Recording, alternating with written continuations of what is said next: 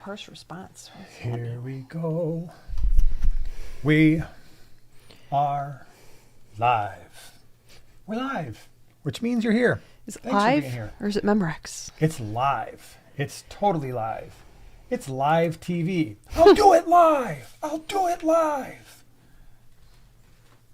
You don't remember that? I Forget guess, it. but I'll do it live. Anybody know? it just sounds really weird if somebody's Yeah. just tuning in. Yep. Like, what is People he are screaming, doing? I'll do it live. That's the only quote I got because it's basically the only thing the person said. I never actually saw it live when they were screaming, I'll do it live, but it was a thing. Glad you're here. And maybe you know what that is. But anyway, thanks for being here. Glad you're here, hanging out with us on a wonderful Wednesday, on a sunny Wednesday night. That's my joke. Did you get it? It's a sunny Wednesday night. Although I did hear, I don't know if that's today or at some point, there's going to be not one, not two, not three, but 5 planets aligning now. I mean, pretty soon you're going to have like the entire universe is aligned. And like, it threw off the gravitation. We're all going to go spinning out of control. Everybody starts falling over to the left. It's going to back and to the left. Yeah, it's going to be crazy. So thanks for being here. Things that have happened recently.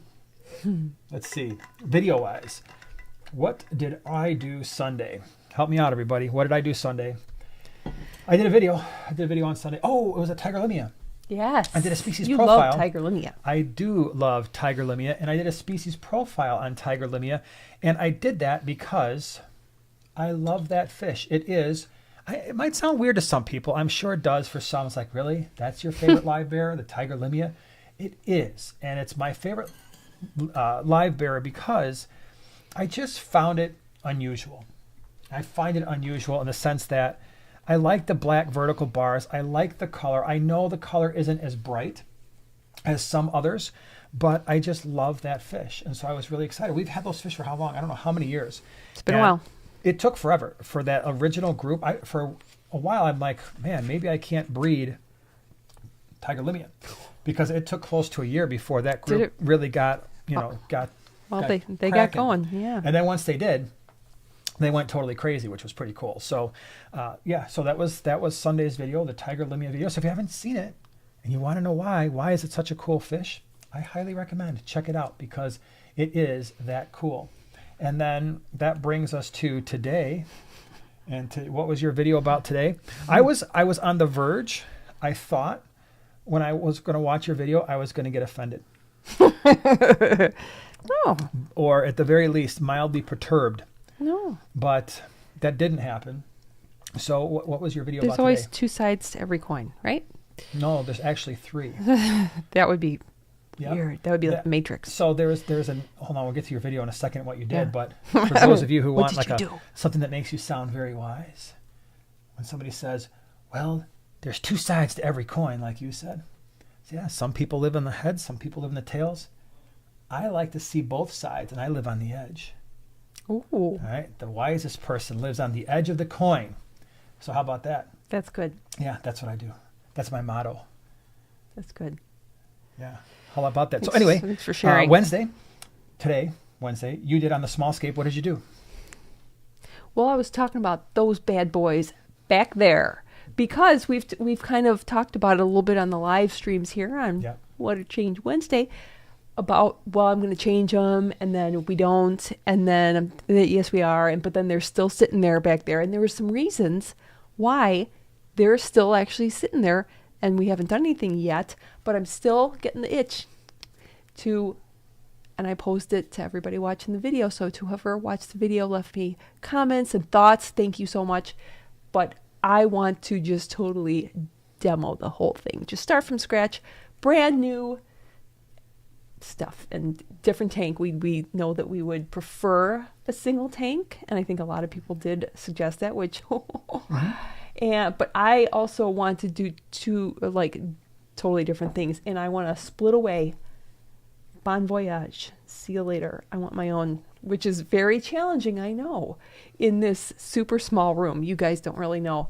It's basically just the size of the room is basically just enough for you guys and us right here. That's not exactly true. I would say it's probably 12 by 14.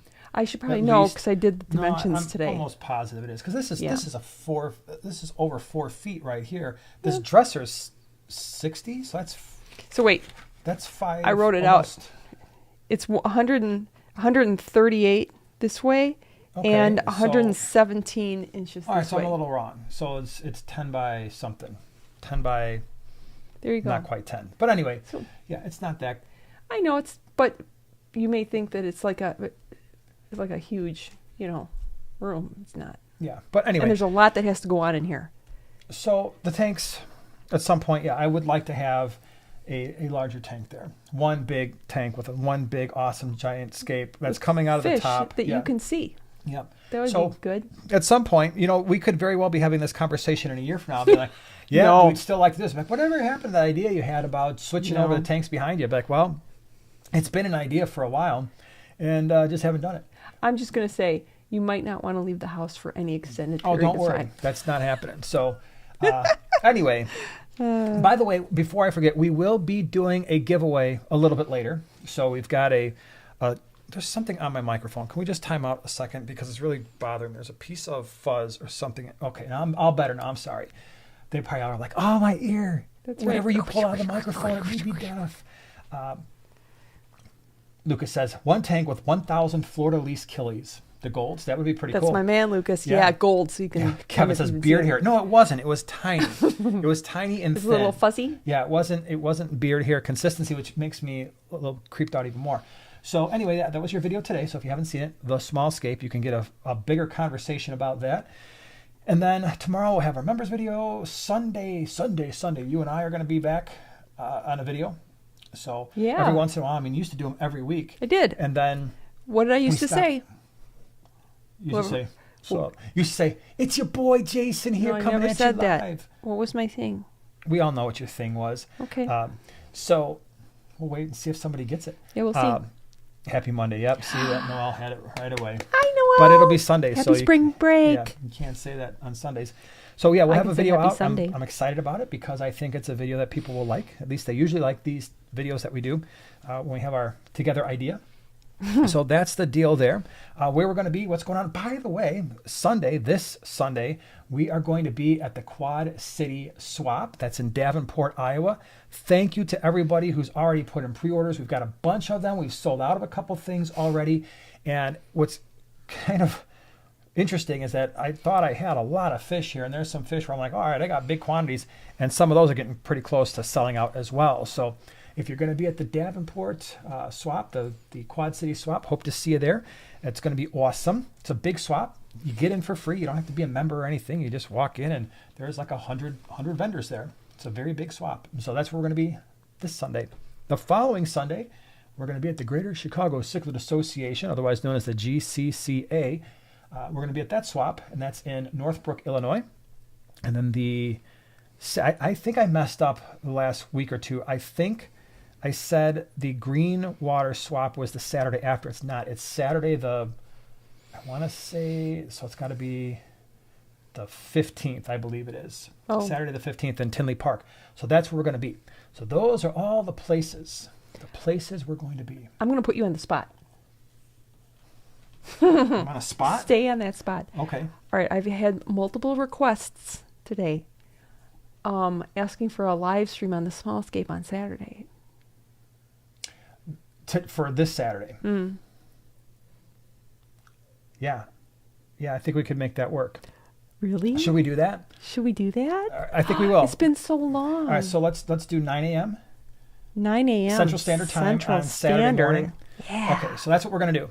So we on the smallscape. Now, it's not going to be here. It's going to be on the smallscape, Joanna's channel. So for those of you, if this is getting late, that's usually like, okay, I can watch this for an hour and a half, and then I got to go to bed. Or for those of you on the replay, it's like, man, I really would like to catch one of these live.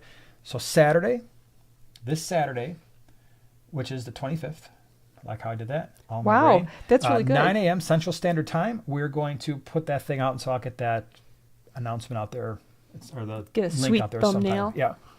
Yeah. A close-up on these, the algae in the tank. That's right. Nanners, thank you so much for being a member the last 12 months. That's pretty awesome.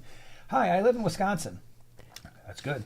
What would Love you it. pick for a cold water nano tank in my Four Seasons room? Oh. Plants and fish. We don't heat the room in the winter. Well, that depends on how cold it's going to get. Because I mean, if we're talking about like 40 degrees, I hesitate in really recommending a whole lot of fish. But just off the top of my head, if you saw the fish tank barn tour that I did, this wasn't this past Sunday, it was the Sunday before. He's got a lot of goodeids, and those are all, a lot of them are colder water fish. Some of them are very cool. Like in our fish room, we've had Iliodon white-eye.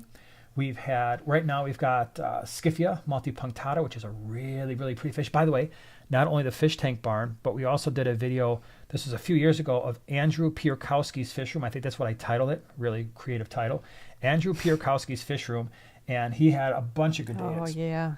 So there's a lot of different ones. In fact, I just did a YouTube short, I don't remember if it was yesterday or the day before, of the trout goodeid, and that's a really cool fish. You've got the white clouds. You certainly have a lot of your shrimp, especially your Neocaridina shrimp. Would be interesting. I wouldn't necessarily mix the Neocaridina with the goodeids because they would most likely get eaten. You've got your hillstream loaches. You could, depending on the size of the tank, if you want to go, well, you could consider doing something, maybe the fish from the United States, right, around your area. You've got the darters, right, especially up by you in Wisconsin. I mean, those things are out there in nature. You have, if you've got a really large tank and you want something with some moderate aggression personality, you've got the sunfish, the pumpkin seeds, the yellow perch. If you want to go bigger, a lot of people don't talk about those, but those are really good options as well. So you've got some things you could do. So anyway, what else are we doing coming up? We've got Aqua Shella coming up on I think that's the 19th and 20th of May. That's going to be in Dallas. I'm just curious if you are here right now, if you're going to Aqua Shella, either one of them, either the Dallas one in May or Daytona, Florida, which is a brand new location. If you're going to be hitting that one in November, would love to hear from you. Like, yeah, we're going to be there.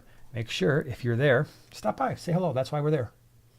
Oh, all right. Lakeisha's asking about, hi Lakeisha, the brand of tanks. These are Lifeguard, which are awesome tanks, especially if you don't want to mess around with the background or you don't want to see all the mechanics. Those are awesome because you don't get to, it doesn't need a background. It's already in there and everything's all hidden away nice and neat. Yeah, I like these tanks a lot. Mm-hmm. We've got these four. We've got a little bitty one over there behind Joanna's head. That's Lifeguard. We've got a few of the bookshelf tanks. Is the one in my coworker okay, is in so one. We've probably got at this point 7 or 8 of them set up.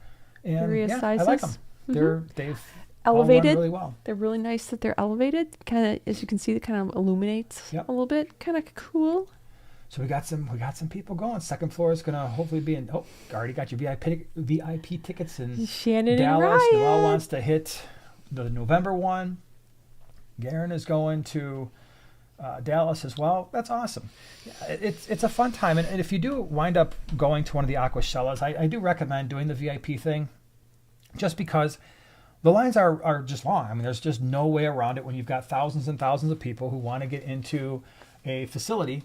It takes time to get all those people through the lines. And so the VIP thing gets you in earlier. You bypass at least the majority of the incredibly long line. They give you, I believe there's some type of a credit for merch, like if you want a shirt or whatever you want. So I don't remember what the credit is. You get to do the meet and greet with the VIP, or with the VIP package. You do all the meet and greet with the YouTube people, if that's what you want to do. Coffee and donuts are there for you. And I don't know. I'm fairly certain they're doing this again this year, but don't quote me on it. Don't get disappointed if it doesn't happen. But the last couple times they've done a Friday night meet and greet thing with the YouTube people where we sit down and have some food, which is really cool. And what I like about that is it's not nearly as busy as, even if you go there on a Saturday or Sunday morning, it's hard because one, it's loud, and two, there's just a lot of people, and so it's really hard to have any kind of conversation. But when you're doing the stuff on a Friday night, it's just a little bit more relaxed. There's only maybe 100 or a couple hundred people there that actually take advantage of it. There's a lot more VIPs than that, but in terms of getting there on a Friday night, it seems to work out really nicely. So I've really enjoyed that the last couple times we've gone. Oh, this is a fun tank. JT says, I have sparkling gouramis, an 11-gallon cube, oh, love it, with dwarf emerald rasboras and pygmy cories. It's been really cool to watch and no issues. Yeah, that would be a fun mix. Yeah, that's a cool tank. Yeah. Let's see here, Barbara. So thank you so much the last 6 months for hanging out with us as a member. Hey, do multis ever reach critical mass and slow down on breeding? Love them so much, but I am getting close to a full house in my 20 long. Yes, that will definitely happen, and I've noticed that happening in my tanks for, I've kept them a very long time. Two things will wind up happening is, one, they spend a lot more time trying to protect their space, their shells. You get more males, there's more females, there's more crowding, there's not as many shells as there are fish. And so you start to get a little bit more competition there. The breeding definitely goes down. In fact, it's not just multis that do that. I've found that a lot of fish will slow down their breeding once they start getting a little bit crowded in the tank. I found that to be true with most live bears. I found that to be true with all of my shell dwellers, pretty much all of my lake Tanganyikan fish, whether it's rock dwellers, cyprichromis, bristlenose plecos. It's one of the things that I don't think we talk about enough. When your fish breed a lot and they do get to that, like you said, that critical mass where it's really starting to get crowded, they will slow down. And not only that, but there's more competition for food. Sometimes water quality, that starts to, you might start to struggle with that more often where you're doing like, oh man, I got to do a water change every other day, or, you're doing really big water changes, and that can be a little bit disruptive as well. So yeah, it can certainly play a role. I know you read one of them. Did you hear Noelle's planning on going to Daytona? Yes. Yay! It's going to be cool. Yeah, looking forward to that one. Exciting. That's a far away from home there, Noelle. Robert says, are you going to be at the GCCA swap meet in Northbrook? Yes, that is not this Sunday. Next Sunday, it's the 2nd. And we will have the website updated for pre-orders probably Monday, right? So we've got the Quad City swap this Sunday, and then we kind of regroup and say, okay, what do we have left? What do we've got available for GCCA? So for those of you who go to the GCCA Northbrook, you're looking for something, website will be updated Monday, so you can do your pre-orders.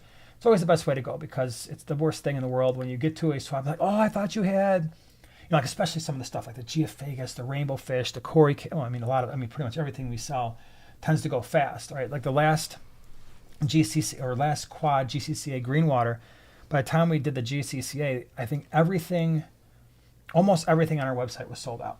And by the time we got the Greenwater, I think we only had like 7 or 8 like fish up on the website at that point, different species, not 7 or 8 total fish.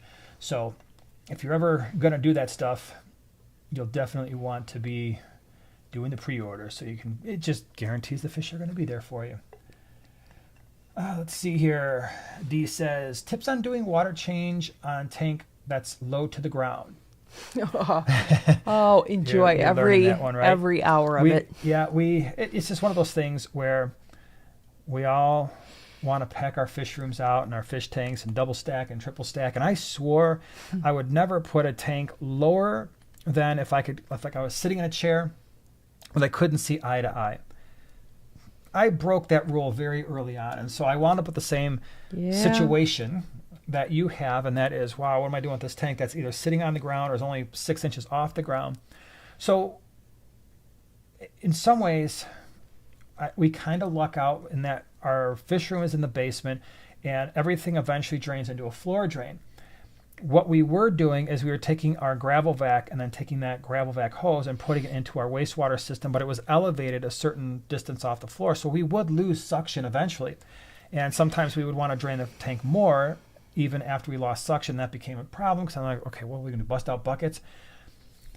So one of the things I did was I got really long hoses. So the gravel vac, the hose actually bypasses our wastewater PVC that goes around the perimeter and goes directly to the floor drain. And so now, since the floor drain is in the floor, it's always lower than our lowest tank. And so we don't really run into a problem there. So if you have that ability, you can get really long hose, like the Python hose that's like 50 feet long if you're running it into a floor drain directly. If you don't have that ability, then the other thing that you can do is they do sell either usually battery operated gravel vacs that will suck the water out. You just have to be a little bit careful if you've got sand in your tank, especially fine sand, that you're not sucking up the sand and that's not winding up in a collection bucket or whatever, a tote, and that's not winding up down the sink, or if you're running it directly into a sink. So they do have them that are battery operated. The other thing that you can do, and this is something that we did before we had the wastewater system in our room, in our fish room, and it solves a lot of problems as well, is you can get a pond pump. And I know Gemco sells pumps as well, gemco.com, but you can probably get just a regular pond pump. Put that in a 5-gallon bucket That's now on the floor. Hopefully your tank is a little bit higher than the bucket in terms of just, elevated a little bit off the floor.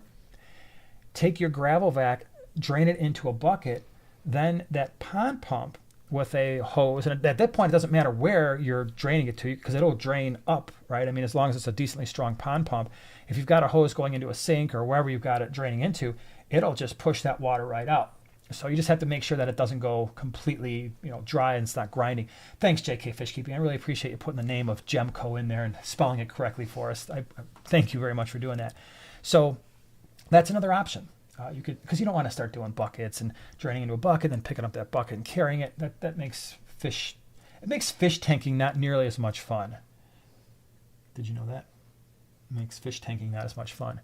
Otherwise known as fish keeping, the fish keeping hobby. Sounds like a shirt to me. Yeah. By the way, Fish before tanking. I forget, if you've got questions, and I see some of you are doing that, which is good.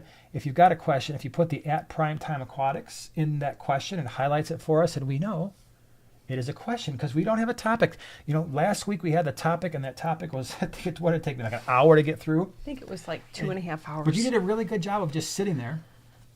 Yeah, you played a very important role in that. You were like, I can do that pretty good. Yeah, Yeah. I can stare at a wall like nobody's business. Yeah, but you usually look angry when you do it. But last week you were just I do. Well, that's you were what I'm just thinking. Focused. I've heard Yeah. that I look angry or like there's something wrong when Yeah. I'm thinking. Yep, it does happen.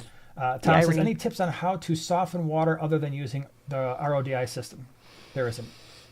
There's really not a way to do that. I wish there were, but the only way you are going to remove water hardness is pretty much with the RODI, or going to the store and buying distilled water, and that gets expensive after a while. But the RODI is the upfront cost. Yeah, it might cost you $150-$200, but if you get the attachments that just hook up directly to your sink, you don't have to hard pipe it in or anything like that. I mean, the one that we have has got an attachment, just goes right on the nozzle of our sink. We run the water through there. We put the little outlet hose into a tote, and then it's there. And then you run it for maybe however long you think you're going to need it, so however many hours, and then the water's there for you. And then you can just use that throughout the week to do whatever you want to do on your tank. So that is the way to do it. Other ways, not as easy. I mean, the other thing you could try to do is capture rainwater, but then you got to make sure it's, if your rainwater is running off the roof into a gutter, that's like, well, what if there were animals up there or birds, doing their business, and you don't know what you're getting environmentally, but some people will use that. But you just have to be careful once you start using rainwater. If you've got a collection, a container that you are fairly certain is not going to get contaminated, you could try that. But again, it's not going to be, you can't rely on that sometimes, especially depending on where you live.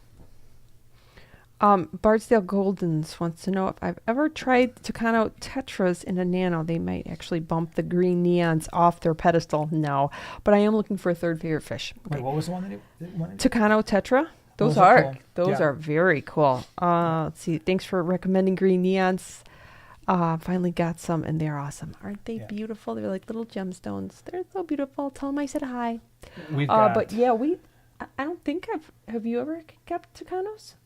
If not, you should. Yeah, I think yes. You should yes, again. Yeah, it's been a lot of years. They are But we had a small group. beautiful. I think maybe at the time the pet store only had like 4, and so that's what I got. The 2 fish that I am super excited about, that I'm really psyched about in this right here, is the blue neon rasbora that we have in the fish room right now. And that's the... Is Wendy here? Wendy Hamlet. Son to Daniel Axelrod. So Yes. it's a blue neon rasbora. Imagine a neon, like a neon tetra, Smaller. but smaller and not nearly as prone to genetic disease or neon tetra disease. You're not worried about that. They've been so incredibly hardy, which is awesome to see, and they're accepting a wider range of water parameters than a lot of neon tetras do. Once you start pushing them towards their boundaries, they're like, I think I'm not feeling good. But really love those. And then the volcano tetra is absolutely, those fish are literally insane. Fire. They're fire. When I go to feed that tank, they are like, I thought Mbuna cichlids freak out. I have never seen in my whole life a group of fish freak out more about food than the volcano tetras. Crazy rare fish, Really? like absolutely crazy. I mean, when you see them on our website, you're like, whew, I don't know about that. But The picture looks doctored. Yeah, and it's not. I mean, the males are just like blam, and they lose their absolute freaking minds when it's time to eat. Every single time, twice a day, they're like, oh my gosh. And if you ever want to see the most exciting fish when it comes to eating, like the fish that get excited the most, the volcano tetras, man, that's where it's at. Yeah. And what's their max size? And there's almost nothing on the internet about them because people don't generally have them. 3-ish, maybe 3.5 inches. So what I'm keeping, sweet. We've got, I don't know, maybe 40, 35, but I'm keeping at least 15 back for myself because they're going to go in the 150 with the Geophagus at some point, just because I absolutely love those fish. I saw something I wanted to answer. Tail said, trying to decide between the rasboras you have for sale for Sunday, which is your favorite? That's funny. I didn't even see that question when I just started rambling on about the neon blue rasbora, just because that's another one. They're really hard to find. So the axelrodi rasbora, the true blue rasbora is really hard to find. And then these ones I'm talking about, the Sundanio axelrodi, are also not easy to come across. So I'm really excited about those. But then we have the galaxies. We've got the miras. We've got the chilies. So am I missing any rasboras? I don't think so, because we don't have any green cubitai. Yeah, but you can't go wrong with any of them. They're just such cool fish. Do you still have rummy nose or no? Oh, yeah. Duh. That's the other totally awesome one. Second the rummy nose favorite fish. rasbora. Yep. Yeah. Yeah, that's a really cool one. Mm-hmm. Super cool. Oh, there was a question in here. Keeping aquatics. Have you seen the strawberry version of tiger barbs? Yeah. Are those just the dyed ones? Oh. I don't quote me on that, but I thought that's what they were, but maybe I'm wrong. Kevin says, what size heater would you run on a 120-gallon fat boy? So we're just talking about the 4-foot 120, right? The 4 foot by 2 feet by, what is that? Maybe 24 inches or so. What size heater? I'd probably run, even on the 4 foot, I prefer to run 2 heaters, and those 2 heaters would be hooked up to an external separate thermostat, right? I don't necessarily trust, I don't care what heater it is, I don't generally trust the heater temperature to tell me what it's doing. And you'll see the complaints like that all the time. And it doesn't matter what the brand is, like, oh, this heater is set at 80 and it's holding at 74. This heater is set at 76 and it's 82. I don't trust that. Right? I don't care if you're using the stick-on, thermometers. I like the ones that are like $1 on Amazon. They just kind of float there. You don't have to leave them in the tank all the time. You just plop them in. You leave them for a couple hours. Like, okay, there's a temperature, and as long as nothing changes, usually it's okay. But you can just leave them there for $1 and just stick them to the glass. But the nice thing is, if you can run it to a thermometer that electronic, and then you run both of the heaters in there. I like doing that on anything that is a 4-foot tank or larger, because it's going to heat the tank more uniformly. And generally you want to put some of this you didn't ask about, so I'll get there, I promise. You run the heaters very close to the returns of your filters, so that the filters, as that water's coming back in the tank, that heated water is spreading everywhere. And so you're getting a nice uniform temperature throughout your tank. And then because you're running both heaters to a common thermostat, which is probably somewhere, the temperature detector is somewhere in the center of that tank. Now what's happening, and this is what I love about it, is it's turning on those 2 heaters at the same time and turning them off at the same time. Because sometimes what will happen is you can buy the exact same heater, right? So it's the same brand, same size. You set them exactly the same. You stick them in the tank, but they could be off by 3 or 4 degrees sometimes.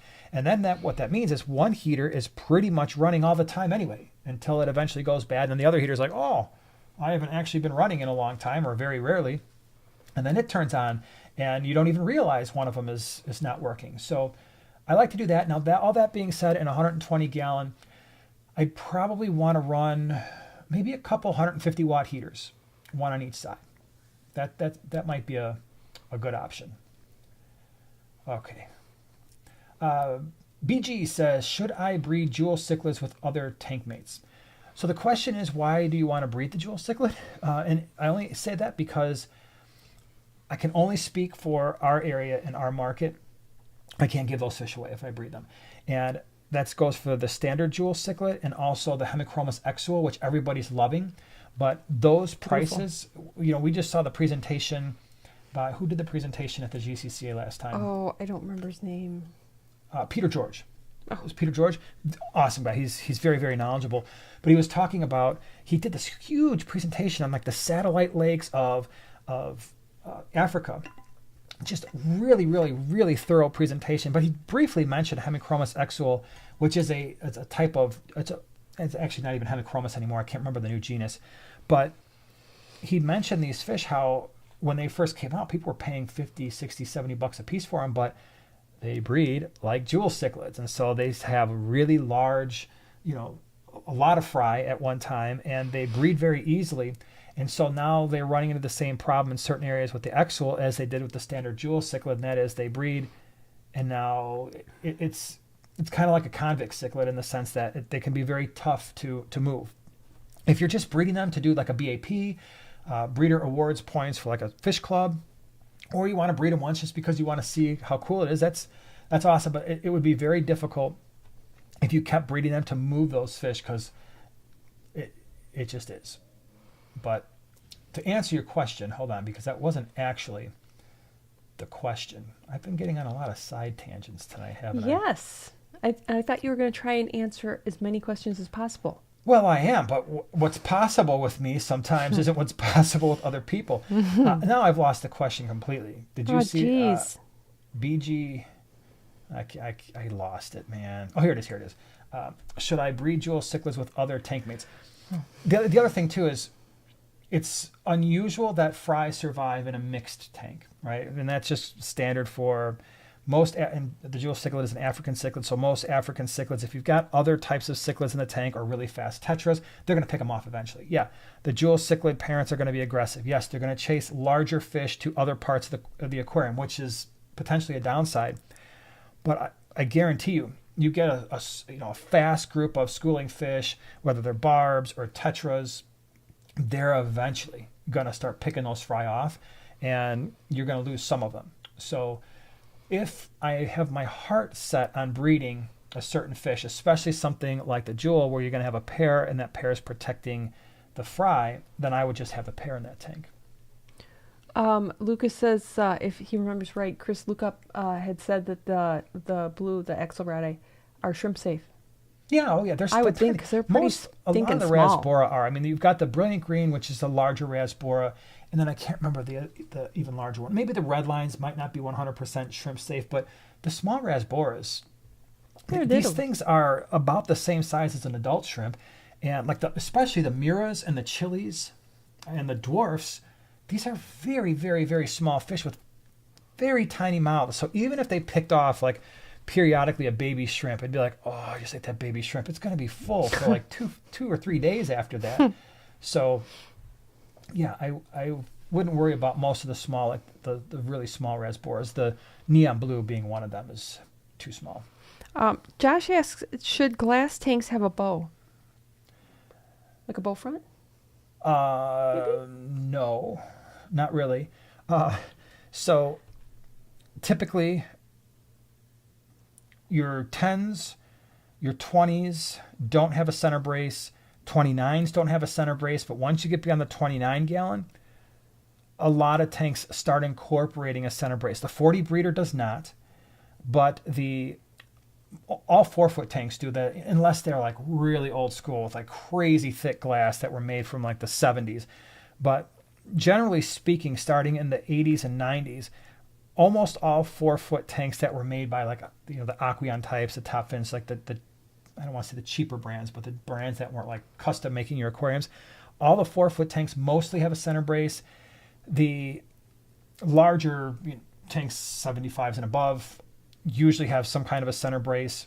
The 37 gallon has a center brace just because that's so tall. So if you're seeing the front that's bowing out, that's typically not a thing. The other thing to check is even on the smaller tanks, like your 20s and your 29s, if the top frame is cracked somewhere, that frame takes a decent amount of the brunt because the water's pushing out the tank in all directions. And so if that brace is cracked, then the only thing that's holding that tank together at that point is the silicone, and that's really not meant to take the 100% of that stress. Okay. What you got? I just had one. Oh, this is from Jasper. I'm planning on making a high flow goby Borneo Loach 65-gallon tank. What midwater fish would you recommend? What's loving the high flow? Midwater fish. Well, you're mostly safe with torpedo-shaped fish, right? The really long, narrow, that's got like the narrow head. So maybe, I'm trying to think of, see, none of our tanks have a lot of horizontal flow, right? So it's not like so what was the two fish that are in there? The Borneo Loach and what else? Goby. The gobies, yeah, that would be really cool. Midwater. I mean, when I think of Well, high flow, I always think of white cloud minnows. But I'm thinking the giant Danio might be a decent fish for that kind of a setup, right? They're super active, right? They might like that. What else? If you guys have suggestions, feel free to put them down there. But I don't have a lot of experience doing super fast flow tanks where I'm like, oh, I did this, and this, and it was awesome. Dave from Iowa, will the Denison barbs you have be okay with Australian rainbow fish? Yeah, for sure. The Denison barbs are pretty chilled out. So that would be a decent mix. Kevin says, love the mirrors I got from you. Well, I'm glad. Thank you very much. That's really cool. All right, hold on. Now I'm looking for the... Rocky says, do you have enough for GCCA? Enough of what? If we're talking about those blue neons, yeah, we do. I think we do. I hope we do. I should. Because the other thing, too, is there's only so many fish we can pack, right? So even... I didn't put all of, with the exception of the red rainbows, which are totally sold out at this point. I won't have any for GCC or Greenwater, I don't think. But pretty much everything else, I can't put every single thing on the website because I have to limit it to a certain extent because we're limited on how many fish we can catch that morning. So, MNC says, thoughts on a 55-gallon with 30 green neons, 15 chilies, 20 CPDs, 10 pygmy cories. Heck yeah, be awesome. That's my thought. My thought is it'll be awesome. Do you have a concurring thought? 30 green neons, 15 chilies, 20 CPDs, and 10 pygmies. Beautiful. It's going to be cool. You're going to get the green, you're going to get the deep red with the chilies, and you're going to get that bluish, take crazy lots of pictures with the CPDs. Yeah, that's going to be awesome. Chris says, curious as can be, show off your shirts. We have shirts? Random. I don't. This is a Harley shirt that I don't even know where I got this from. I think it was one of our local places, but Starved Rock, Illinois. Yeah, and then you are. Oh, I'm sporting my Lovejoy Antiques shirt. It's a British show. You wouldn't know it, but it's classic. Keep Keeping Aquatics says strawberry tiger barbs equal albino tiger barbs. Oh, okay. Yeah, I don't think I've ever done the albino version. I've had the regulars. And actually, my favorite barb is the snakeskin barb because I like those. They're not. Cool. They don't pick each other off the way that tiger barbs do. They get a little bit. They stay smaller and they leave everybody else alone. Yep. Whip's finally here. Whip, what's up? Sheesh. Oh, he says. Let's see. I'm gonna be offline here, down in Tennessee, but just swinging in for a few seconds to say, hey, and hit the thumbs up. Whip. Thanks for reminding. Yeah, hit the thumbie. Give that thumbie a thumb pressing thumb. That's right. Everybody give Whip a thumbs up. Yeah. Wesley says, do you have a recommendation for a mid-level community fish? Worried about nipping, I have a 40 breeder with 4 long fin balloon rams, 5 cories, 6 clown killies, and a hoplo catfish. So we want midwater. You don't want fin nipping. Well, again, I was just mentioning the snakeskin barbs. I really like those quite a bit, and I've got those in with Geophagus and then, glass cats. Actually, a glass cat would be kind of cool too. That would be a really cool fish. That combination has worked fine. I haven't had any issues with those. Other midwater, I mean, you've got. What's the one that I saw? I'm looking for biggest fish there. I have literally lists going. I lost it. There was one. The rams. So the rams are your the brilliant green rasbora, the red line rasbora. Let's see what else. Harlequin rasboras. I like those. Kind of a tighter schooling fish. Silver tip tetras might be an option. So yeah, all of those for sure. I mean, you've got quite a few options there. You didn't get this one with, oh, all right. So I got two more questions on sparkling gourami. Did you get the one from Felicia? 20 long, lots of plants, but they're not fully grown in yet? Nope. 12 lampi. Love those. Lampi Achilles. How many sparkling gourami would you add? In a In a 20 long? Start with a half a dozen. As long, I mean, you said heavily planted, so Yeah. Ideally it would be kind of cool if you could do maybe a couple males and 4 females or so. But sometimes you go to a pet store, they're not gonna be able to do that for you. But start with a half a dozen. Keep an eye on them, but that might work. And then Amber, can a sparkling gourami live with shrimp? Sparkling gourami. No, I don't necessarily trust them with They can, shrimp all that much. yeah. They get a little picky. I mean, they probably would leave Little adults ornery. alone, but I just don't trust them. Yeah, they're a not little trustworthy. kind of stinkers. They're tiny stinkers. Yeah. Perry says, how does the temperament of the neon blue rasboras compare to that of the chili rasboras? Would they make good tank mates? Absolutely. Yeah, similar in size. The neon blue rasboras are a little bit more taller bodied, but they're tiny, so you're still looking at a fish that's going to max out at maybe an inch. Yeah. Okay, let me see what we got going on here. We'll do the giveaway in a few minutes. Yay! A few minutes. Don't worry, I haven't forgotten about it. What about silver dollars? They like high flow? I don't know. The silver dollars are skinny, but because they're so Round. circular, it's one of those They'd be things like where, leaves. yeah, as long as they're facing the direction of the flow, they would be fine. But the minute they turn, they're gonna be like, wow, because they're just gonna catch a lot of that flow. So I'm not so sure I would necessarily put them in that situation. And they get big, and then you're not gonna have any plants in that tank with the silver dollars either. Who was it that was always surfing in my tank? Oh, the Well, group of Miras. Yeah, but those No, are gonna be way too dwarf. small. The dwarf rasp. No, I know I'm not in the Yeah. big tank, but I was just thinking that was so funny. Yeah, the They were dwarfs. always the dwarf rasboras were always right Yeah, there. facing the They were surfing all day long. return, and They had like lots of 15 other of them. places to go, but they're like, hitting the waves. They loved it. They did. Mario says, what do you guys think of the 60 breeder? I just got one, and I'm thinking about stocking options. Would a Tidal 75 be enough filtration? I'm not planning to stock heavily. So filtration wise, yeah, the Tidal 75 is going to be perfectly adequate. I tend to like on a 4-foot tank 2 smaller filters, again, 1 on each side, just because it increases water flow, it increases the mechanical filtration capacity ability of your filters. So if it were my tank, I probably wouldn't do the Tidal 75. I might go with a couple Tidal 55s, and you can always adjust the flow. Right, so you can always have one going full blast, one of them's turned down a little bit, but I would prefer that just because I like to have more flow. Anytime I go 4-foot tank or larger, I've always got at least 2 filters in the tank, and 3-foot is really pushing for me. Like all our 40-gallon breeders, you'll see when you're looking at our fish room, some of the tanks have 2 filters, 2 sponge filters. Some of them have a sponge filter and a hang-on back, and then there are quite a few that have 1 sponge filter. But I'm probably going to change that, especially now that I've got that larger pump that we've had the last 6 or 7 months. I might up the number of sponge filters on those 3-footers, even though you won't like that because they're harder to hide. You missed a super chat. Hold on. Scroll up or All right, scroll Joe, down. thank you so much for the super chat. Appreciate it. Pretty sure my tank broke out with septicemia, spelling.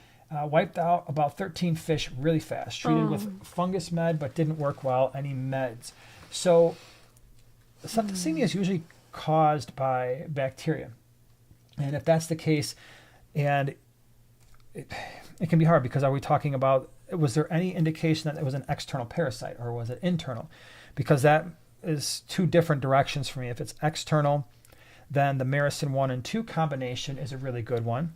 If it's internal, right, if I didn't see any evidence of any kind of, septicemia, first of all, that means that there is microbes and microbial parts and waste products in the blood, right? So that would indicate that it is internal, in which case things get tricky because normally with internal parasites, we're going with our Expel P and our Paracleanse, but if it wasn't a digestive tract issue and it really was some type of septicemia, then you really need an antibiotic. And those things are going to be, the Expel P and the Paracleanse are going to be less effective.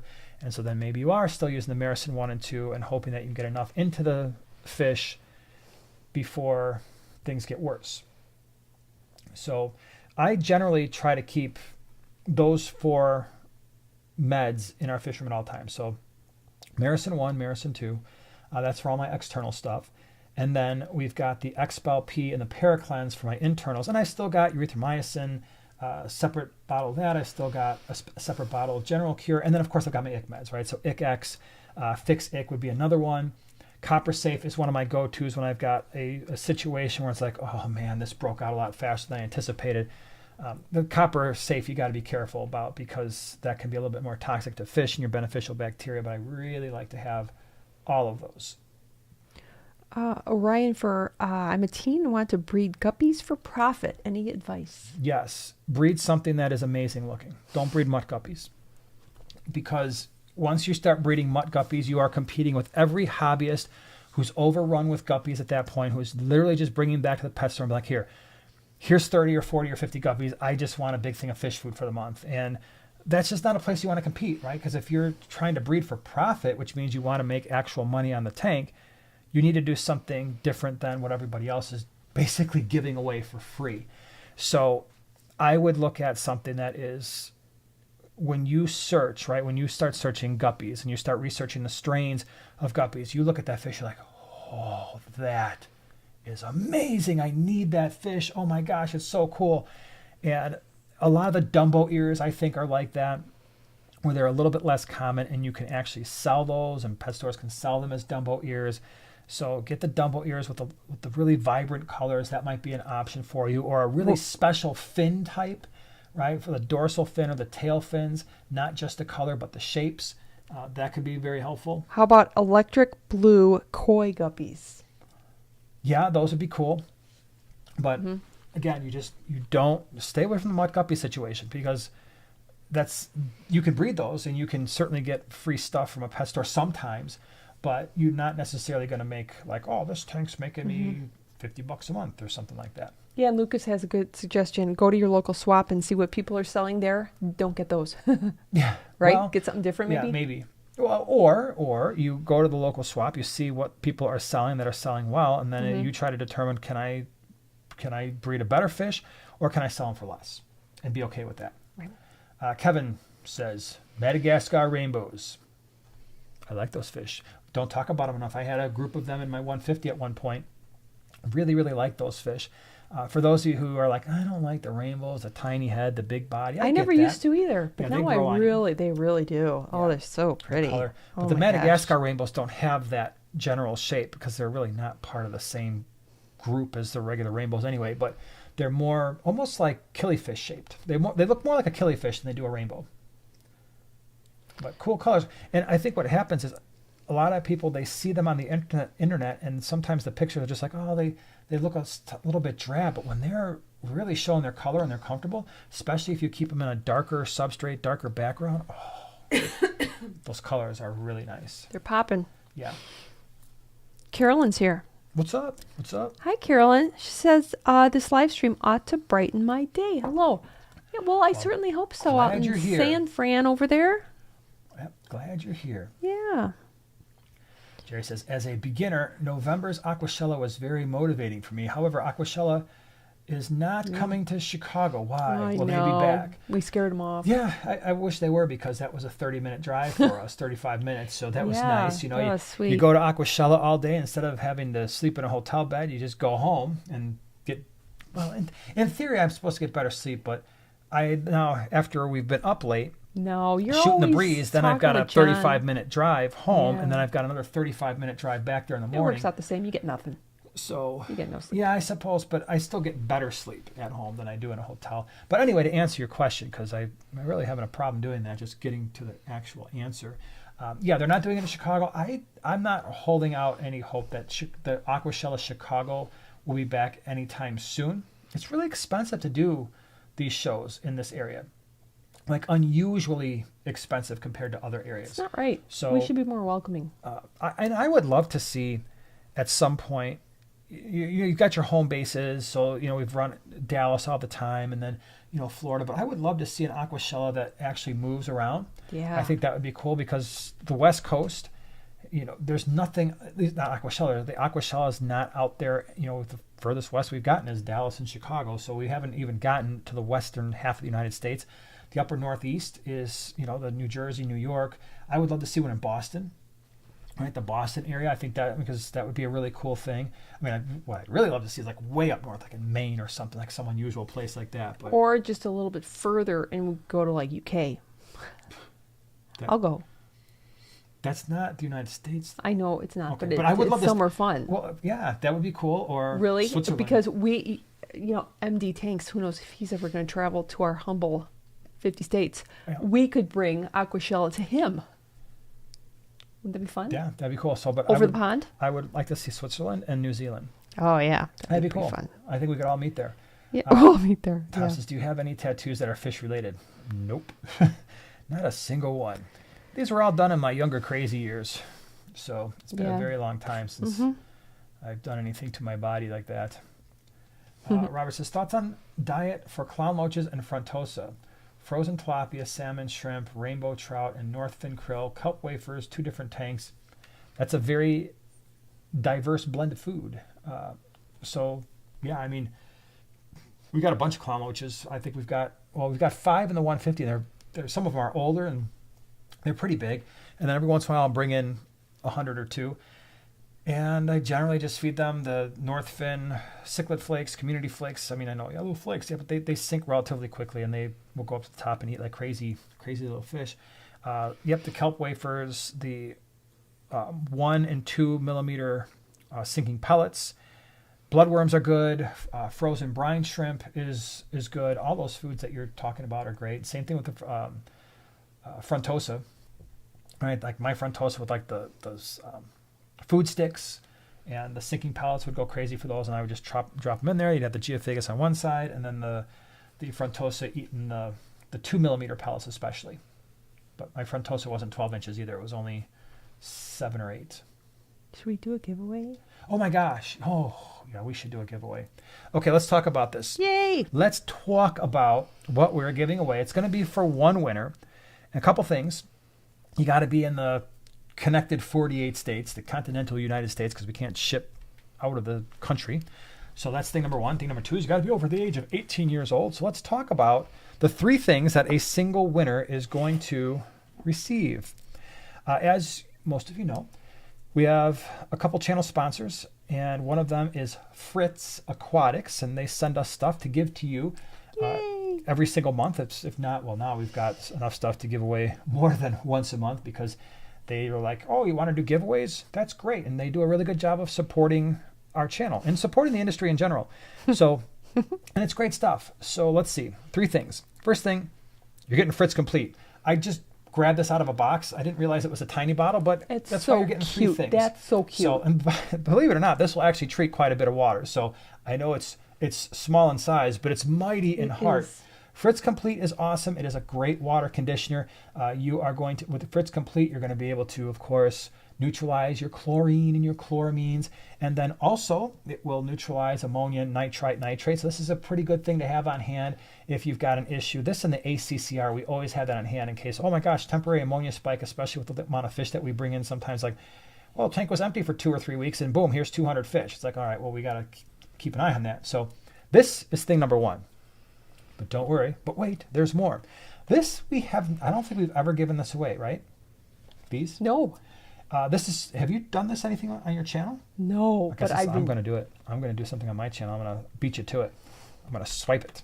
So I put my video out like cool. tomorrow morning. Yeah, this is a pretty cool, and I'm getting reflection of light, so I'm trying to do it so that people can actually. Oh yeah, look at that. Yeah, I was like, oh, this is this. Well, like I can't read blob. it. These are Katapa tea bags. So if you are somebody who likes the dark water tanks, but maybe your botanicals have kind of broken down, you're like, I still need the dark water, what am I going to do? Well, you can soak one of these bad boys in your tank and you're going to get darker water. And these will release tannins into the tank. And as some of you know, those tannins are healthy for fish. They can be antimicrobial.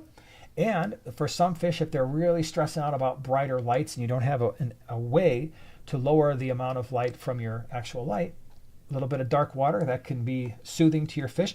And some fish look really, really, really cool when you actually add a little bit of tannins. They actually show more color.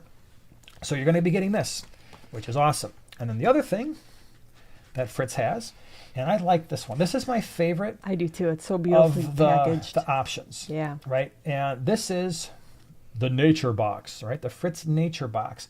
And by the way, if you were like, oh man, we didn't win these things, I'm so sad. Well, go to Flip Aquatics, flipaquatics.com, and they sell all these things there too. If you're looking like, well, where do I get them if I don't win? But the nature box is pretty awesome because if you're into botanicals and you want to drop some of these bad boys in your tank, you're getting the Indian almond leaves, right? So it's a little variety pack. And then if you want to do more, they sell these all separately as well. So they've got the Indian almond leaves, they've got the Indian almond bark, kind of gives a different look to your tank. I like and that. then they've got the Casuarina cones. Yes. And that's those as well. And so it's especially nice too if you've got shrimp, right? They like to kind of graze on the surfaces after these things get cluttered with stuff. So amazing. One winner is going to win all three of those things. Now, some of you right now, we've been doing these giveaways for a long time, but I had an idea tonight. You did. I switch it had up. An idea where we're going to do something a little bit different. I'm not saying we're going to do this all the time, but just this once. What we're going to do is different. And here's the deal. Are you ready? And you can start typing this in as soon as I finish the explanation. The winner of these three things has to, in the comments section, type in, are you ready? We're going to start this. Are you ready? Because you got to get this ready. going. Oh, and make sure that you're in live chat. Yeah, live chat, because that shows the I actual think it says sequence. all comments. If it's in top chat, then you're not going to see all the comments. You're like, I won, and really, you're like, you didn't win. So the winner is going to be the first person who types in the year Primetime Aquatics started. What was the year when we released our first video? First person to get that right, boom. Wouldn't that be funny the if like winner. nobody won? Yeah, 6 hours later. Oh, All right, let's see. Wait. Oh, Up, let's done. go. We're already done. Oh, wow. Okay. Yep, we're Mine done. scrolled. Mine just jumped. Yeah. So we're done. Oh, all right. You no longer have to type in years. Fast. So Primetime Aquatics released their first video. Do you want to tell everybody when we released our first video? Oh, what I don't year know it was? Ready for serious? You don't know? I'm just kidding. I got him. Do you see how scared he was? Yeah, I was because like- it's actually on our merch. I worked into the design. In the chalkboard one, right? Yeah, the chalkboard design. It's on the on Okay. the boat. So what year was it? 2017. Julie M, you got it right. You said 2017. Woohoo! That was when we started Freshwater Aquatics, like 2007. You knew there was a 7 in there somewhere, right? But 2017, it Frank says was one. February of 2017 is when we released our first video. So Julie M, here's what you got to do to claim your winnings. You need to go to Primetime Giveaway, Singular. Primetime Giveaway at yahoo.com. Give us your full name and your mailing address. And Joanna, at some point in the next week, will get this stuff out to you in the mail. You got it. Thank you, everybody, for playing. Did anybody else get it right? So was Oh, there we've was got- there yeah. like a second place? Yeah. Oh, there's a lot going. Let's see. Midwest Aquatics got it. Oh, wow. 'Cause now it Joelle, just jumped around on me. JP. Michael did. Yep. So, Rink was really close. He guessed like Renee. one AD. yep, Nate. 1AD. Yes. Yes. Squad cap 2913. Are you back from the future? Oh. Spinster 1994. That was a good year. Wow, huh? Yep, that 1994 was a fine year. That was in the middle of well, probably a lot of people's grunge phase. Chris, 1943. That's awesome. That'd be pretty sweet. So thank you so much for playing, and don't worry, we'll switch it up. I have other ideas, other fun ideas, and it won't necessarily always be centered around Primetime Aquatics or anything like that. Now, by the way, before I forget, if you asked a question before all these numbers got entered, it's a very good chance that we're not going to be able to see them because they went too far up in the chat. So if you had like a question you really wanted answered, you're going to want to type that out again because we lost most of our ability at this point to see questions and comments that happened before all these numbers were typed in. So, Carolyn, LOL, I had you on YouTube for 18 years. I was confident. So that's the funny thing too, is YouTube wasn't even when was YouTube first a thing? Like the late 00s or 2010 or I don't even know. But I'm pretty sure it was late 00s. Probably, because I think the Right, most, I don't know. yeah, is like Does the anybody know? teens, like a video that you see that's been on YouTube, like it says it's X old, Yeah. I think the most I've ever seen is maybe like 13 years. Wow, 14 that's years. crazy. So does anybody know like when YouTube first started? DNA says '07. That sounds about right to me, but I don't know. You always hear like the people who've been on YouTube for a long time. Yep. I remember when I used to release videos and there was no such thing as Didn't Kasha say and she talks just like this too. Yep, No, I remember when I was releasing videos and YouTube was brand No. new and everybody was just releasing cat videos and other things. So, yeah. JP says, how do the epistos do in our local water? Depends on the episto. So the reason why I have a bunch of Epistogramma panduro, because I will only bring in fish that I know are going to do well in water that is local to us, because that's the vast majority of our customers, right? If we're selling to people who go to GCCA and go to Greenwater and Tinley Park and even Davenport, they have relatively similar water parameters, then I want to make sure the fish that I am providing are going to do well in their water too, because it doesn't do any good to be like, yeah, I brought in Ultim Angels and I've been keeping them at a pH of 5.5 and the water hardness is 3 degrees, and then, oh, here you go. And then they don't necessarily realize that, and they dump them in their tank with regular tap water, and then everything dies. So Epistogramma panduro have done very, very well in our water. And I'm not saying they breed like crazy or anything like that. They didn't. But they lived a very long life in our water, showed great color. The other one was Epistogramma mendezi, which was a little surprising because when I first got those fish, people told me, hey, do you got RO water? You're going to have to lower the pH. Again, I wasn't really interested in breeding them, although they did breed at least once, and I had them for years and years and years, never had an issue. I did have problems with the Borellii. I couldn't keep those in our water. Cacatoides did okay. Agassizii never does super great in Chicago. At least not for us, it never did super great. It was really weird. Both the Agassizii, the few times I had them, they would always do the same thing. We'd get them, they would breed, I'd get babies, some of them would survive, a lot of them didn't, and then eventually I would just lose the pair or the group within like 4 to 6 months. And so that's the other thing too. We're talking about, okay, well, you're bringing these fish in. Yeah, how long are they surviving? How long are they thriving? Really, we don't want them to just survive. We want them to thrive. And that's why I like the Epistogramma panduro, because the males and the females both look very different. But unlike some epistos, the females look really cool. Very different. They're like a yellow, and they get this black barring on their fins and across their face. And the males get like this really cool blue. Guess what? What? Guppy girl got, spur of the moment, got some green neons. Sweet. And let's see. Oh, it just left me. Okay. They're in QT right now. I wanted to put them in a cube 15. I think that says 15 inches. So a 15-inch cube. I'm worried it's too small a tank. Hold on. How big are those? Those are not quite. They're not 15. So 13? 15. No, that'd be probably closer to 10 gallon, don't you think? 15 inch? Cube? No, that's a much bigger tank. These aren't 15 inches. I know they're not. Well, these are 8.3. So a 15 inch by 15 inch has got to be. I'm trying to do the calculation. How tall? I mean, tall. Is it? Well, if it's 15 by 15 by 15, then maybe it's my closer guess to would a be 15 gallon. Yeah, 12 to 15. So you could do a half a dozen greens. Is that our question? Is how many? Is that let's see. 6 to 8, maybe. She got let's see, 11. That's 11. Fine. Yeah. It's not too small. I think it's just. It's I mean, if pretty- they start looking like they're a little cramped or they're bouncing off the walls, you can always move them later.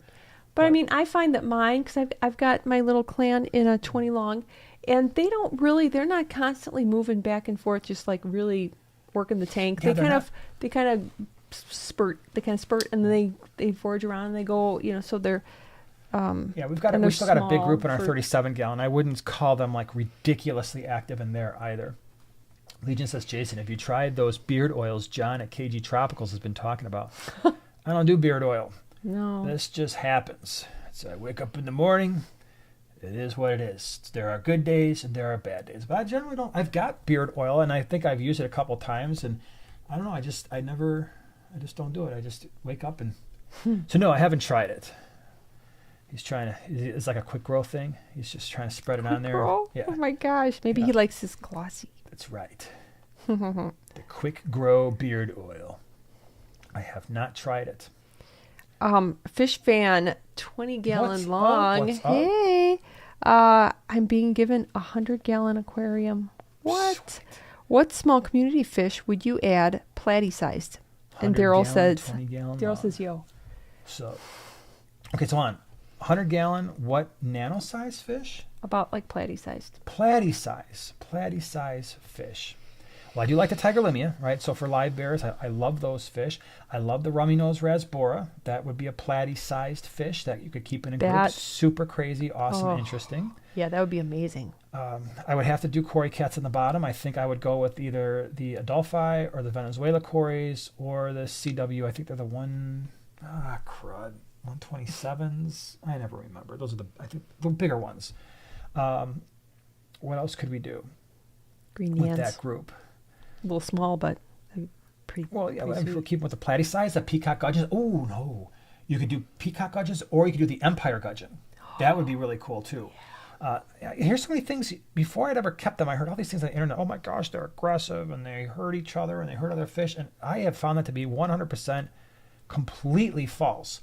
We've got a group of them in the 50-gallon low boy, and all they do is follow each other along. We've had them for a while, and they are full grown. And there's a couple males and a couple females, and the 4 of them are always together. And we keep them, we house them in 10-gallon tanks for the swaps. They're 100% fine with one another. They're really, really pretty, especially the males are outstanding. But either peacock gudgeons or empire gudgeons would be extremely interesting in a tank like that, 100-gallon, right? The snakeskin barbs, I really love those fish quite a bit. I know I've mentioned them already like 4 times today. Sorry. You know how it is. I get on my little fish tangents for the night, and I just keep thinking about them.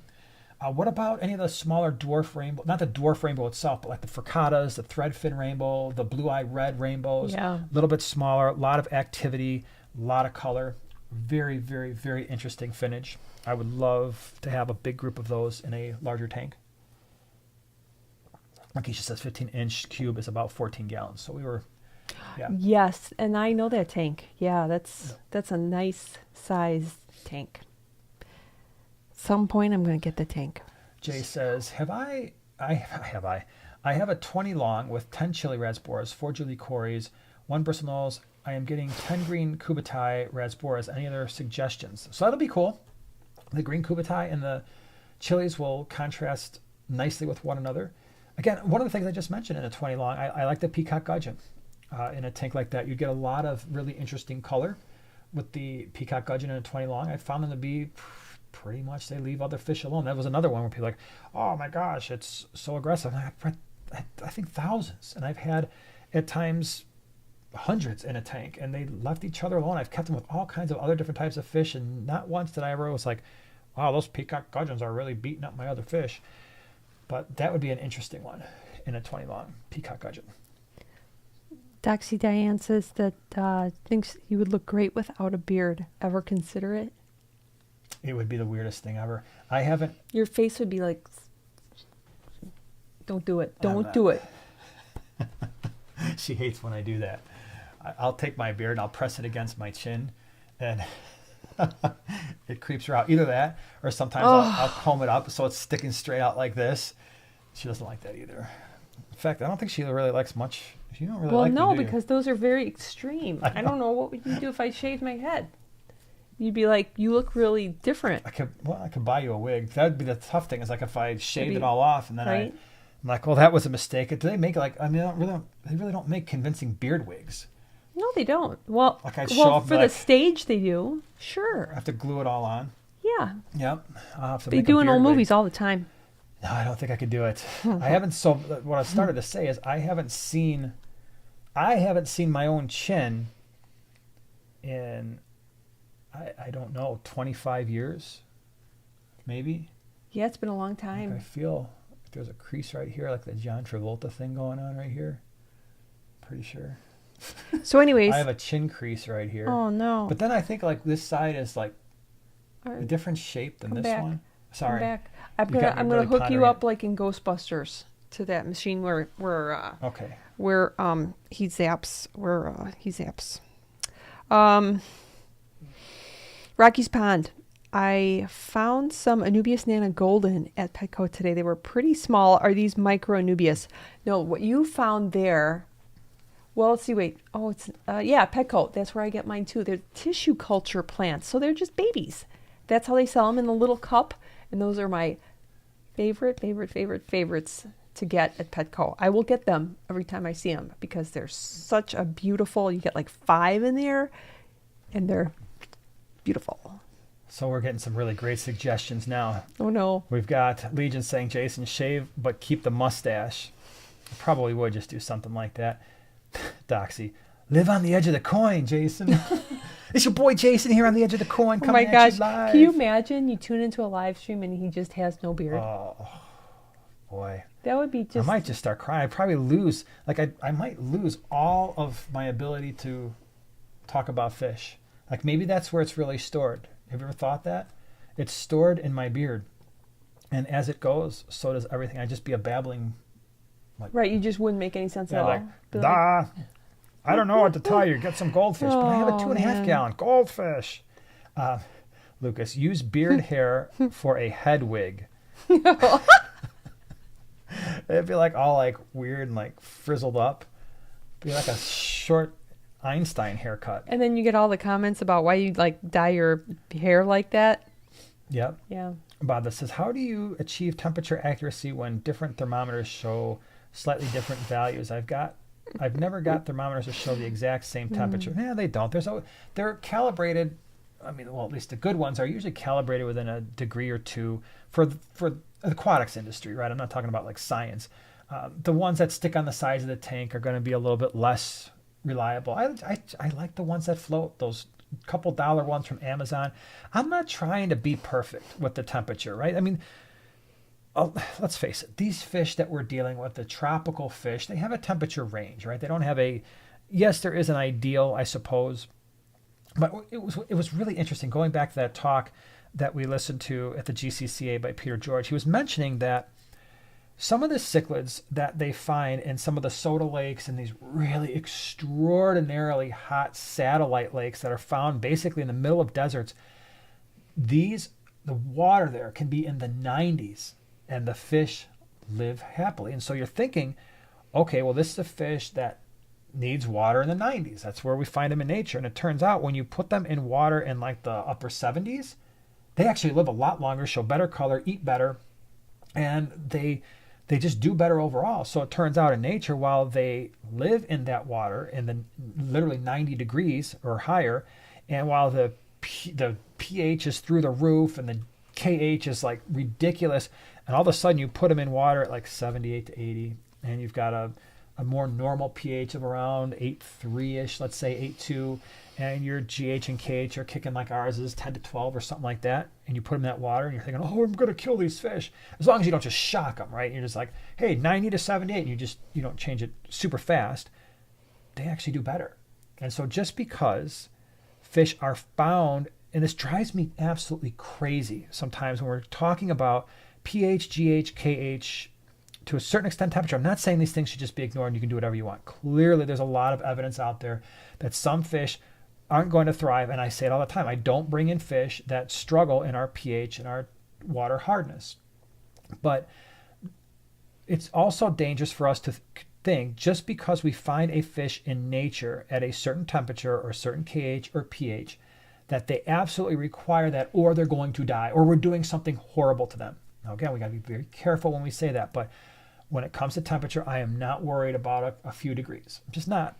If the temperature range is, a lot of these tropical fish that we keep, it's like, oh, all right, well, they're doing fine, 74, 75, up to 82. All right, well, try to hit it somewhere in the middle, right? Our whole fish room, all of our tanks are probably fluctuating between 77 to 80, right? Depending on where they're at in the fish room. Are they up high? Are they closer to the heater? Are they closer to the space heater when that's on?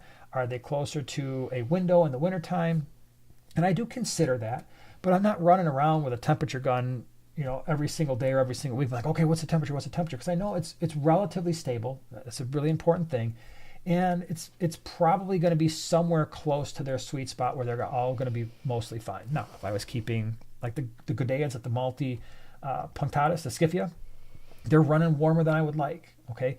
But they're also growing well. They're getting to a size they're going to breed. My Neocaridina, most people tell you, run them in the upper 60s. That's their ideal. Yeah, I know, but we're running them at 78 to 80. They breed really fast, but they don't live as long, right? Our blue dream shrimp that we breed at adults, they're going to go through their life cycle faster. They're going to breed faster. But when you keep them in lower temperatures, they do a little bit better. But I don't stress necessarily about temperatures unless I'm really getting outside that range. Whip says, hello from Tennessee. Miss y'all. See you next week. Well, thank you for the super chat. Enjoy Tennessee, Enjoy Whip. Tennessee. It's got to be nicer weather than it is around here in the Chicagoland area. It's Tennessee. I mean, just sounds wonderful. I wouldn't mind living there. Yeah, it I just really sounds wouldn't. wonderful. But I'd want to live closer to like, where is that? Gatlinburg. Yeah, like by the mountainy areas. Yeah. Wait, It'd you be fun to ride down you there. made me lose. Oh, Oink has a question. Yeah. Are you ready? All right. Would you reintroduce mystery snails after medicating tank with salt and water changes? Would have used emergency ICX, but my dad's girlfriend's dog knocked the bottle all over the floor and me. Oh, Oh, that's fun. that's a bummer. So reintroduce. So everything's treated, right? At this point, I believe is that so. what we're saying? It was and it was medicated with salt and water changed. So all right. Let's assume that everything is okay now. I would probably want to do, that excess salt. I'd probably want to get rid of that. So if you were kicking it, so I'm imagining if you're treating ick with salt and water changes, you probably had that salt going pretty high, probably somewhere, a tablespoon per 3-4 gallons. That's pretty high. Mystery snails aren't going to necessarily appreciate that. And so maybe I'm doing a 50% water change, waiting a couple days, another 50% water change. And I'm thinking the mystery snails are going to be fine at that point. Yep. there you go. Squad says, I'm in Knoxville, Tennessee, close to Gatlinburg, live here all my life and love it. Well, that's pretty awesome. Close That is very around awesome. the James and Ed Chattanooga Yeah. Ed. Wait, there was one. Oh, Joelle was wondering what algae eater would be the best for removing hair algae. What algae eater would be the best for removing green hair algae? I like a mono shrimp quite a bit, as long as you've got fish that aren't going to eat them.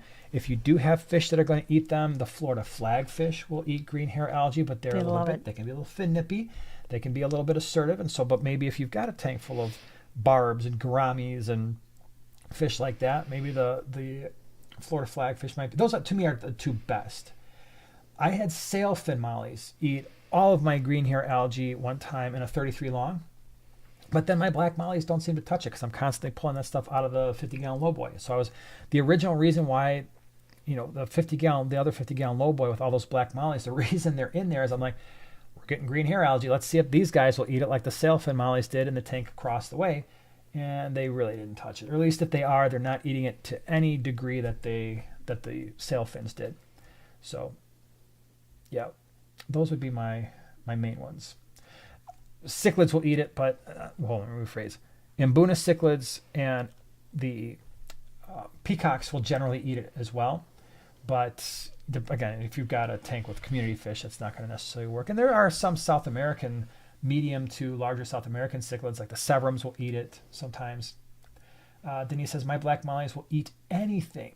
They are pigs. Well, so maybe it's just my black mollies. Maybe I need to stop feeding them so much. I'd be like, I'm hungry. Oh, here, eat that salad. Eat that green hair algae. I don't like it. It tastes bad. Right. I don't like the consistency of the green hair algae. Well, just try it. Aquatics says, is it normal that my Jack Dempsey won't eat anything other than bloodworms? I've tried different varieties of flakes and pellets, and he or she won't touch it. Any advice? Stop feeding the bloodworms for 3-4 days. Healthy fish are not generally going to starve if they don't eat for 3 or 4 days. So you could try that.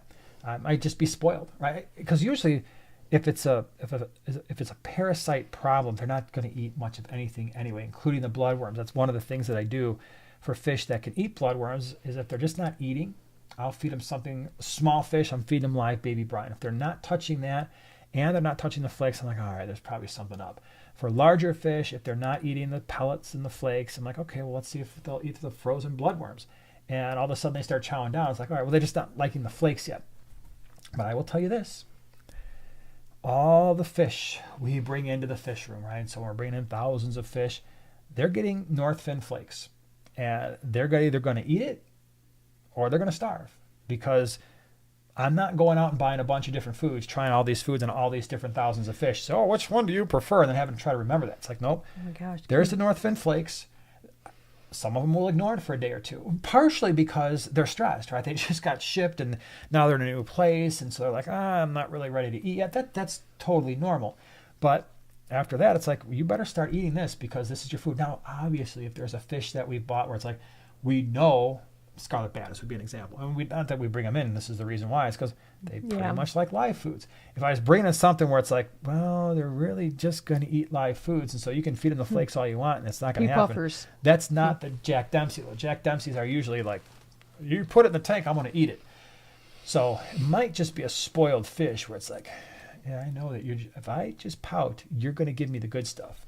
Can you imagine at the swaps labeled on every single bag that we have, only eats X, only eats. Can you imagine that? No, They'd be like, they have to go on flakes and pellets because you wanted me to bring in the tiger baddest at one point, and I thought about it, and I was like, so bad. And I wasn't really thinking. I'm like, yeah, these are cool fish. I know. Maybe we'll get them in, and then it was on my list of fish I was gonna bring in. I'm like, wait a minute. No, there's a reason why we don't have scarlet baddest in the fish room, and that's because they primarily like live foods, and to get them off those live foods could be troubling. And I don't want to bring fish to swaps and be like, oh, by the way, yeah, here you go. You got to be hatching out Daphne or live baby brine every day because otherwise they're going to starve. So I didn't bring them in. Maybe some of you have gotten to eat other things. We never did. Let's see here. Hold on. Tina said, did you just say spoiled?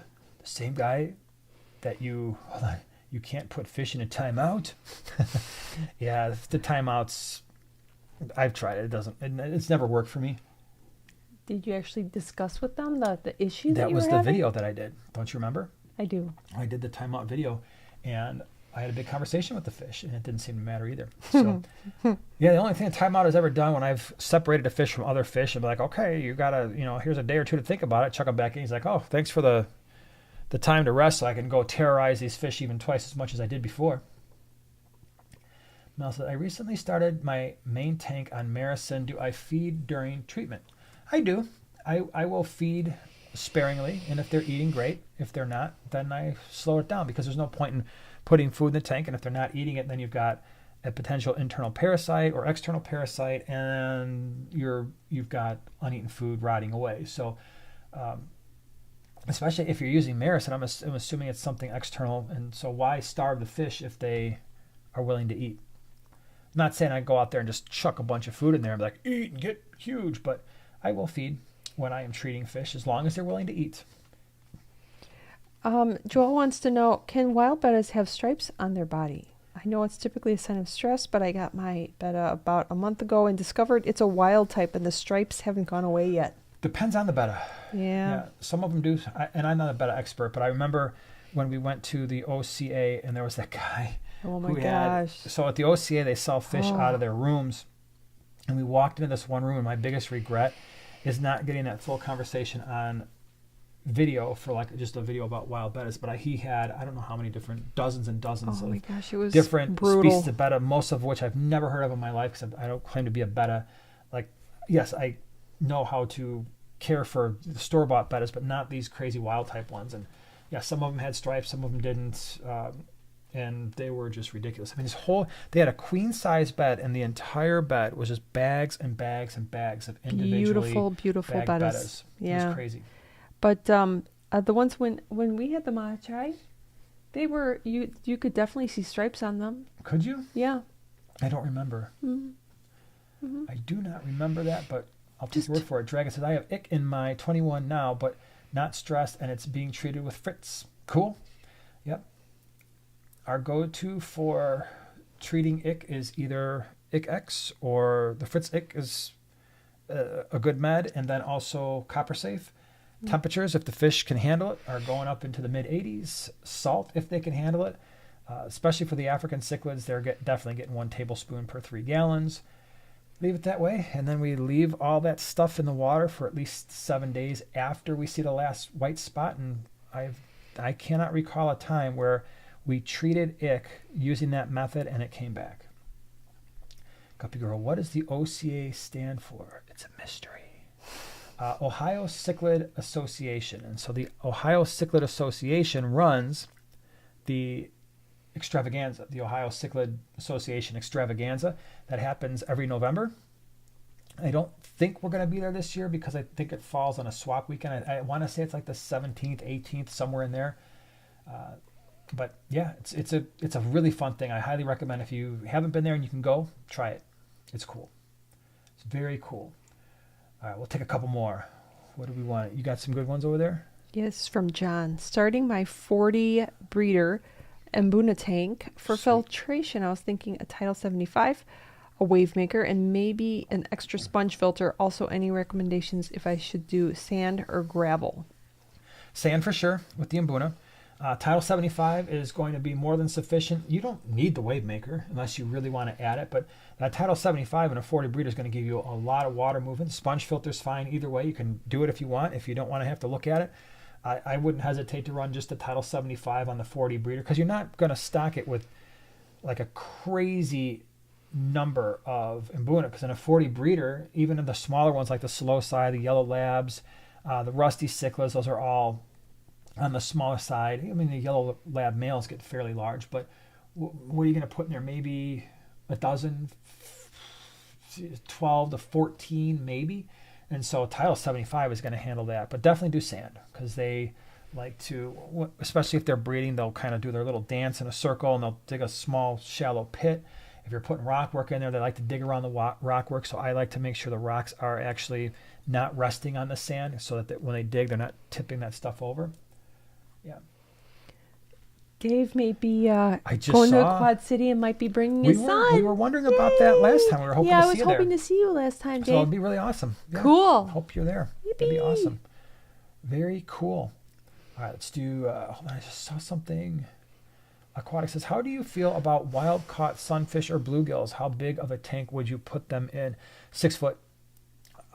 They can be pretty aggressive. Right? Ooh, Both of them. yes. And the other thing too is when you see pictures of the sunfish and the bluegill, a lot of times, especially when people have them out of the water and that sun is hitting them from the side, they look insanely awesome. But then when you put them in an aquarium, they do lose. You don't see that same color. Even the pumpkin seeds, I don't think you see. It's not that I don't think you don't see the same colors when the sun is hitting them from the side. So just keep that in mind. If you're going to keep those fish in an aquarium, usually they're just going to look more green. I did do the yellow perch, which I was really, really happy with when I had those in an aquarium. But They're because beautiful. of the potential aggression for those fish, I would, if I were going to keep them, I would definitely do a 6 foot tank. Alex is here just in time What's for us up? to What's leave. up? Yeah, right. Glad you're here. Thanks for being here. See you Hey, later. Alex. Yeah. Yep. Charles says, if you did you hit the 40K mark today? You were so close yesterday. Oh, that must be to Alex. Maybe? I don't know. I think he was in that range. Really? Which would be Hold on cool. a second here. Wait, do you see Carolyn? Yep. Carolyn, thank you so much for the super chat. I was wondering Thank how you, big Carolyn. the honey gourami get. Mine are only a bit over an inch, and I've had them for 6 months. They grow pretty slow, and you'll be lucky a couple inches, So they stay small. That's what's so awesome about them. But yeah, maybe a couple inches. Dragon, thank you so much for the super chat. Any tips on sealing the bottom of an uncracked tank? I have unfortunately never sealed a tank. I don't trust myself to do a good enough job, so I have never dealt with that before. I do know when it comes to sealing tanks that you do need to get all the old silicone off, or if you add the new stuff, it is not going to adhere properly, and then you're going to have the same leaking problem you started with. So just make sure that you scrape all that off. Again, this is just talking to people at the GCCA. Usually if they're going to reseal a tank, they just reseal the whole thing, not taking the glass apart, but just the part that would go in between all the seams. Christian, thank you so much for the super chat. Really appreciate it. Glad you're here. I didn't see a question, but if you have one, feel free to leave it down below.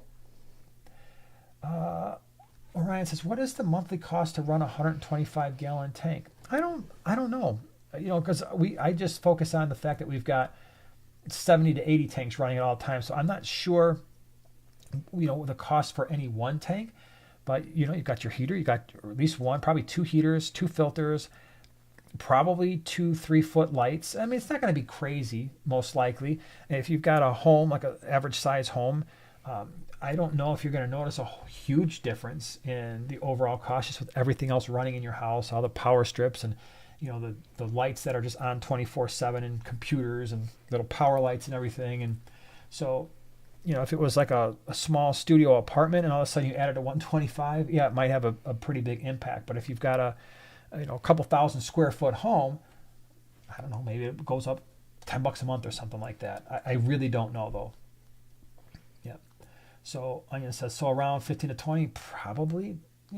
Again, I've never tried to figure it out, do the math for any one tank. I know for us, to give you an idea, for our entire fish room, 70 to 80 tanks, we run a single sponge filter, a single air pump that runs all of our filtration, but we still have maybe 10 hang-on backs, all the lighting, a few heaters in some of the tanks, and dehumidifiers running, space heater every once in a while. I would say with all of that, we're probably looking at, and we're in the Chicagoland area, you got to keep that, it's very, very region specific as well. Maybe the electric is $100-ish extra dollars, $125 a month. So it's not crazy for us. Aquatics, one more question. Would you put the sunfish or bluegill in a tank by itself, or can it be with other cichlids? I wouldn't put them with cichlids. I made that mistake. I made that very specific mistake when I was a kid. I tried to put them with Mbuna, and I had to get the fish out of there within 3 hours because it was absolutely getting ripped apart. And then I tried to put them with peacocks, and the same thing happened. So while the bluegill and the sunfish, they can be aggressive and almost cichlid-like, they generally get their, at least from my personal experience, they get their butts whooped by cichlids. Anything that is a South or Central American that's large, like Jack Dempsey's and stuff like that, will probably tear them apart as well. Alex, are you still here? I made you a card. It's not very fancy yet, but you hit 40K. Well, how about that? And you made a card. Congratulations. That's what you were so busy typing away doing. Yeah. That's so cool. Kristen, thank you again for the super chat. Appreciate it. You did it twice. But I see the question. Oh, the info is priceless. That wasn't a question, it was a statement. Well, thank you. I appreciate you being here. Squibsky, thank you very much for the super chat. Going to Zuze tomorrow with Dad. Your video convinced my dad to take me. That's awesome. I'm glad. You will have fun. Take your time there. They've got places where you can sit, just enjoy it, take it all in. It's a nice place. They've got a lot of stuff there in terms of hardscaping. Really good prices on their rocks, on their substrate, on their driftwood. I noticed. Air plants. Yep. And then Zuze is the same company that is, what's the other place we were at? It's the warehouse. Oh my gosh, why am I blanking? Aquaristique. SR Aquaristique. Yep. So it's worth the trip if you're in the area for sure. Oh, have fun. It'll Tell them I said hi. Yep. I want to go. Dragon, thank you so much for the super chat. Really appreciate that. What do you say? Should we call it a night, everybody? I think we should. I think we should call it a night. But really want to say thank you. Thank you to everyone. Oh, and by the way, Desert Fish, thank you so much for gifting 5 memberships. That's pretty awesome. So Charles and John and Malcolm and Frock and Barbie all got memberships. Thank you, Desert Fish. I really appreciate when you do that. That's really awesome. I hope you guys enjoy the experience. We'll have the video out tomorrow for you. Again, we'll be at the Davenport Quad City Swap on Sunday. We will have the live stream. So for those of you who didn't hear, we're going to do a live stream on the Smallscape Saturday morning, 9 p.m. Central Standard Time if you're there. 9 a.m. 9 a.m. Oh my gosh, what did I say, 9 p.m.? You did. 9 a.m. Saturday morning. Yeah, that's a.m. So we will be there. So hope you will be there as well. And we will see you all maybe Saturday. If not, we'll be here next Wednesday, same time, same place. You all have a very wonderful week. Bye, everybody.